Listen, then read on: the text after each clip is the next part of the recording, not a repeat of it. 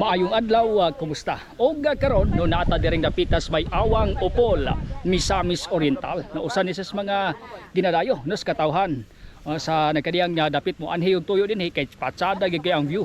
Og nata diri sa nindot kayo nga bukid. Og kauban di po nato usa sa atong mga mentors no sa kinabuhi, Kuya Midmax. Og atong hinabion ang iya sa nga stories kinabuhi. Sir, kumusta? Sir, kumusta? Mayong udto subli di kanimo. Labi na sa imong mga viewers, 14,000 viewers og 1,060 subscribers sa imong YouTube channel. Kay always kapalo bi abong ko kanimo Zen katol sa imo. Sir, salamat po kayo sa ini nga kahigayunan kay lagi excited po ko nga ma-interview ti ka tungod kay grabe ang imong kasinatian sa kinabuhi no. Taas na kayo daghan kay kag mga trabaho. Tuod sir no, lagi nag-ila man kita dito na sa radio no, but prior pa lang no sa mga previous pa nga katuigan. Unsa yung mga nasudlan gyud ni mga trabaho sir? Ang ako gyung nasundlan Zen no sa akong kinabuhi ako sa akong experience. Una, nagjanitor ko sa usa ka bar or club dinhi sa Cagayan de Oro. Inila na isa sa unang pwede na to i-mention no. Pero inila na siya, sikat na siya kaniadto. Dito ya nakitaan sa management potential nga graduate ko sa akong kurso. Mo tong gihimo ko niya og taas-taas nga sweldo noon. Dayon nagdala sa mga tao. Dayon usa na pud nang inaana rogar. Anto dito ko na nakasinati og pag timpla sa atong wine nga inimnon makahubog. Ya mao to.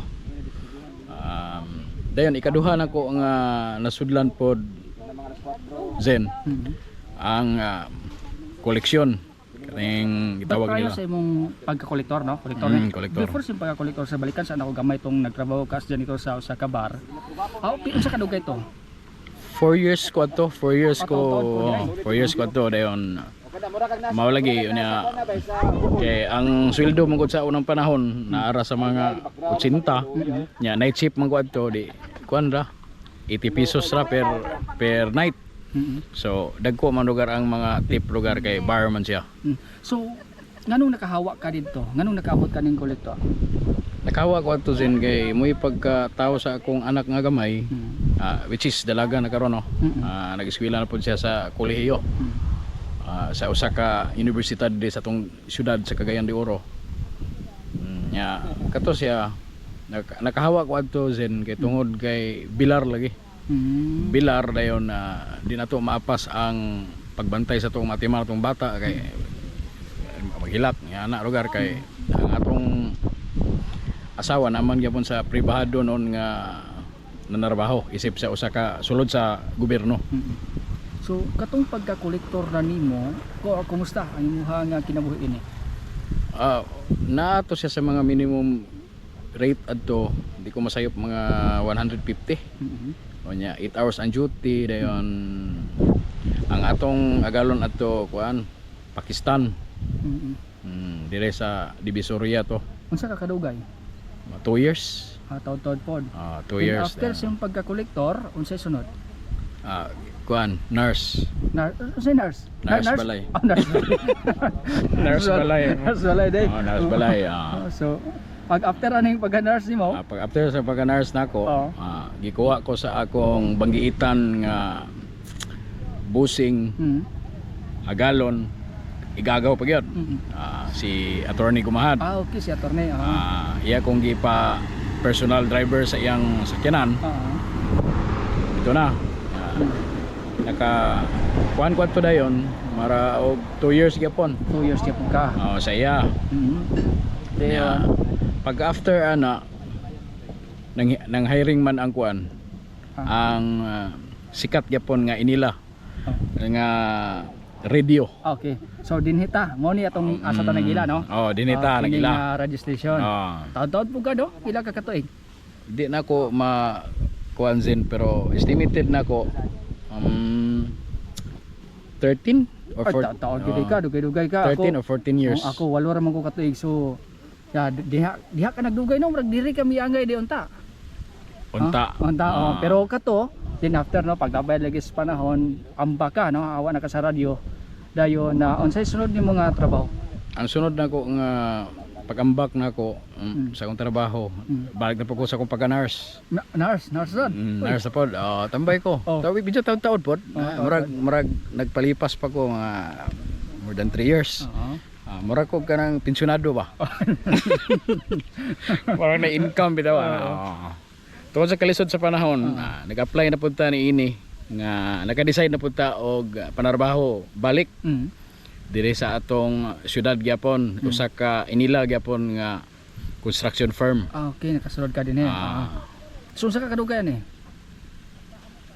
1 year? 1 year ka. 1 year. So after no aning construction firm, asa na po ka ni Balen? Miabot na po ko sa kuan, aning grab car. Nag-grab ka. Nag-grab car na po ko. Kumusta ang pagka-wana na ang pagsulod mo sa grab car? Medyo igo-igo gid siya pero dili gid siya pareha karon sa akong sitwasyon karon no. Okay. So motong rason nga nabiyaan nimo tong grab car. Kay nagbalhin ka. Mao na din ang imong kasamtangan ka trabaho karon. Isip usa ka movie rider. Movie rider. So murag kon gud malipayon kita nako si imong dagway nga murag nakita gid nimo ang imong interest no sa pagka movie driver o rider no. Kumusta po di mo hang imong income diha? Adi ta mi-mention nato kan kayo. Di ta mi-mention na. Secret na. Pasindagan mga ayo. Secret na pero ang ako karon mas priority nako karon ang akong oras nya sa akong oras way magbuot. Dayon kung ingon pa gi-estimate nila sa pang-government nga sweldo. Salary degree. Salary degree. Pero depende rin na sa pagkayod gyud sa imong lawas labi na karong panahon na ting summer na gabi ka init. Medyo naagi puntay balatian gyapon. Musaka atong kuan blood pressure di pahuway ta. So kung gabi po kaayo or ulan di puta mo biyahe ana. So kana maginahinay gid atong earnings gid ana. Labi na sa mga riders o riders ka nakasabot ka ana di imo lawas sige imong agdon pero kung muwadwad gid ka na ra gid sa imo. Pero moto ang mga pagsulay no kana. Pagsulay pero sa pagsulay sa ako karon daghan gid kapon giabot gyapon sa ako nga mga punto nga kung ba pa rogar nga di ta maingon sa kuanani nga ay nagpakitang tao ta. Mao gid ni ana nay mga temptasyon nga manghangyo pero wala na sa isulod nato na siya nga ato pang i-grab kay madawat man ang atong kuan dia grab move it. Pero sir akong gabantayan sa imo no nga kuan ka ang imong personality bisan pag ang tao nga first time nimo maistorya may amigo man nimo diretso no murag mao ba ni ang imong nakuha tungod sa klase na nimo nga trabaho diha nimo nakuha ni nga personality or daan gini sa imo kaniadto pa lang? Ambot lang lagi kay medyo ako galibog pug ko kung unsa kay unsay nakita nila sa ko unsa po nakita nako sa pra ako tinuod gid nga kung unsa ko mo gid na akong ginakuan sa ila. Wala gid ko ingon nga nagipodlipod unsa man nga inana. Sir tod no daghan na kay kag trabaho nagkuan ka janitor sa bar na nag-collector nag-nurse no nya karon driver nya reporter no naka sa radyo nya klase-klase na. Tuod sa imong mga kasinatian, unsay mga pagtulunan nga imong nakutlo nga imo pong ikahatag no ikapaambit ngadto sa mga naglantaw karon para ma-inspire po sila diya sa imong istorya sa ang sako yun akong naka-inspire sa kuha ang akong kinaiya. Usa po na nga na medyo nakuan kay sa una mo god gabi kay ko kaulitan. Gamay lang bikil ana karon murag na disiplina nako ang akong kaugalingon ug akong oras labi na sa atong kabatan-unan labi na sa kaning mainiton og ulo dia. Ayaw mo padala og init sa inyong ulo kay away trapiko kana dili nato na tumpangan kay labi na sa road rage diha gamay kay na siya nga butang pero dako kay nag-epekto sa uban. Labi na atong maengkwentro wa ta kabalo mubunot og pusil di gansi ka. Pero sa imong sa imong edad nimo karon ya 43 anyos na ka no unsay kwan no gusto nimo nga matkatunan no sa mga tao diha sa imuhang storya sa kinabuhi na naka-share sila nga makatunan po nila diha sa imong kinabuhi. Ako di masag ko kuan nga tao kay di masag simple lang man kita. Di man ta ingon nga inaana lugar. Pero kung akong gusto nako kung matun-an kanang dawaton na to ang tanan. Okay. Dawaton na tong tanan og unsay giabot sa atong kinabuhi. Acceptance. Acceptance is the key. Sige. Nya ikaw daghan gikag higala no sukad pa sa una na basin og naglantaw sila diha sa mga karon labi po sa mga movie riders no unsay imong shout out sila og imong pong minsay labi po sa mga kabataan naglantaw karon. Oy, shout out ko sa mga kauban na kong riders. Yung Kuya Midmax live kang Zen vlog. Mayong taon ni siya, sayon dulan. Pare ka sa ko sayon dulan apan lisod pangitaon kay nagabiyahe man. Sige. So, salamat kayo no Sir Ahmed o Kuya Midmax no.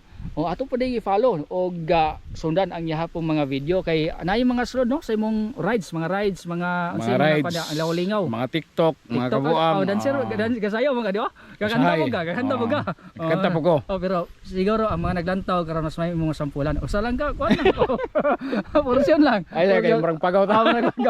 Murag pagaw. Kansa karon wala sa. Dito na lang nila tan-awon sa imong mga videos. O ilang i-follow no imong Facebook page, no? Kuya Midmax. Ato pong ibutang sa screen no para pod sundan pod sa mga naglantaw karon. So nanukad na lamang no gikan diring dapitas awang Opol Misamis Oriental kauban si Kuya Midmax. Kini si Zen Kahatol. Daghang salamat. Sa kanunay kita nagtuo ang pag-asinso ni Higala, pag-asinso usaba sa atong nasona. Buot sabton kung tabangan nimo ang imong kaugalingon nga moasinso sa malawang nga mitapang ka nga moasinso ang Pilipinas.